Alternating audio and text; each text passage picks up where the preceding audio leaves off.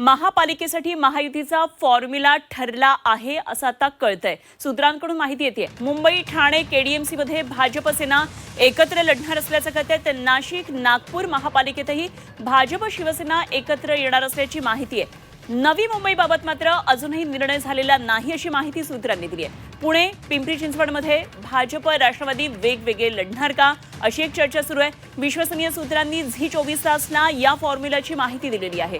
महत्त्वाची बातमी आहे महायुतीचा वेगवेगळ्या महापालिकांमध्ये वेगवेगळा फॉर्म्युला असणार असं आता समजते। त्यातही मुंबई ठाणे केडीएमसीकडे सगळ्यांचं लक्ष होतं।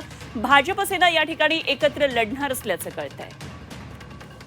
आणि एकदा आपण पाहूया महायुतीचा हा फॉर्म्युला वेगवेगळ्या महापालिकांमध्ये नेमका कसा असणार आहे पाहूया आपण ग्राफिक्सद्वारे। तेव्हा मनपासाठी महायुतीचं ठरले मुंबई ठाणे केडीएमसी मध्ये भाजप आणि शिवसेना हे एकत्र लढतील। अर्थातच जागा वाटपाचं सूत्र लवकरच पुढे येईल। अधिवेशन संपल्यानंतर जागा वाटपाचं सूत्र कळेल।